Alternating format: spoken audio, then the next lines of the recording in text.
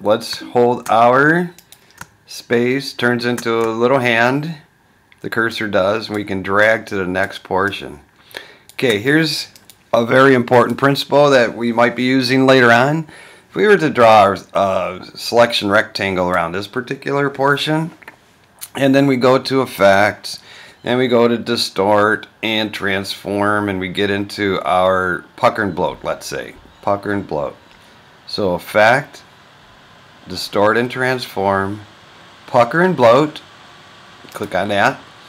You get this box up, make sure you hit Preview, and look, you can do all kinds of things with those shapes that are selected.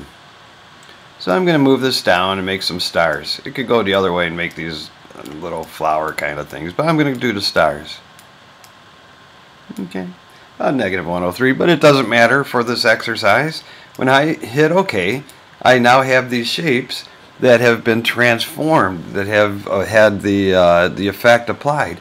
But that effect, that pucker and bloat, is non-destructive, which means if I click these, you can see that they are still the rounded rectangle that they were to begin with. Okay, they are not really stars. They're kind of like rounded rectangles that are disguised as stars. If we wanted to edit those, we can go to our appearance palette. It's like this disc with these dots around it, and you'll see that there is a pucker and bloat, and I can turn that off. Oop, I have to select them first. Always tell Illustrator what you're dealing with there. I can turn them off, and you can see that they are still those rounded rectangles. Okay, now to turn those into regular shapes, all you have to do is draw the rectangle, the selection rectangle around those shapes to select them. Then go to Object and Expand Appearance. It'll ask, and what it'll do is it'll turn those into shapes. They are no longer rounded rectangles. They are actually stars. Okay. So by using the Expand Appearance, you can take those filters that are non-destructive and turn them into shapes. Now the reason you might want to do that is you might want to, like, for example, apply a stroke to them. Okay, so it helps if you want to do different things with it. Once they're expanded, you can use the different other tools that we're going to cover later, like the knife, to divide them up. And so as separate shapes, it's a wondrous thing. Okay, so that's how you turn non-destructive filters or other things into regular shapes without actually destroying the original. Now let's talk about the how we can use this kind of expand appearance. You'll notice that this Pathfinder is still text. Now you could go to Type and create outlines, and that'll turn them into shapes. Or I'm going to do a Command Z there. Or you could also do the same thing, Object and Expand. It'll ask you, do you want to expand the object into fill? And you say, okay, let's do that.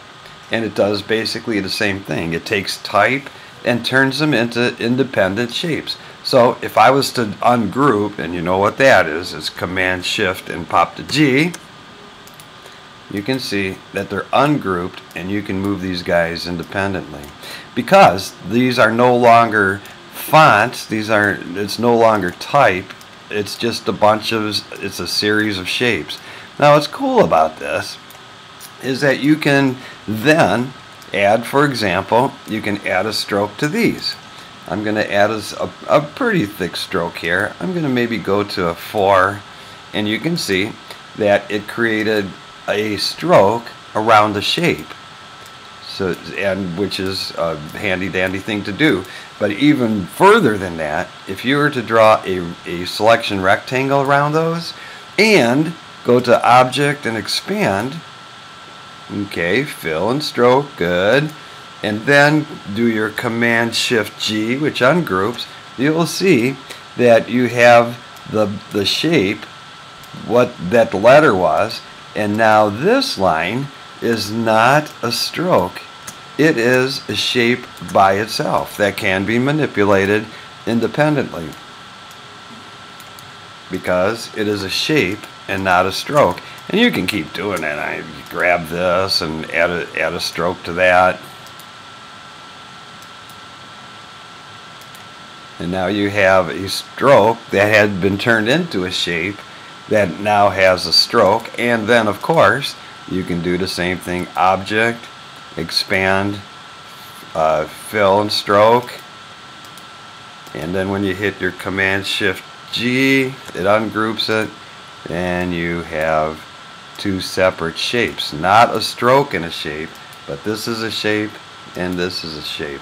So by doing that, you can create all kinds of fun things with your typography. Let's look at this E. What do we got here? Let's expand appearance. Okay, so there we have a couple of shapes. Command-Shift-G will separate them. And then I'll just move this stroke that has been turned into a shape and maybe do something like, I don't know, effect, 3D, extrude. And once we hit preview, we can see that you can do additional very interesting things by turning strokes into shapes. Look at that. That's pretty cool. Ah, yeah. Now, so in creating logos or coming up with interesting typography, you can apply this. So basically what we did, I guess I can do it here. What we did is we took text, we expanded it or created outlines. Object fill, yes. Okay, so now they are shapes, independent shapes. They can be moved around, and as independent shapes, they can be stroked.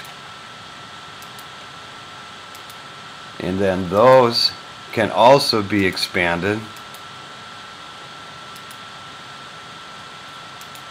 to be separate shapes.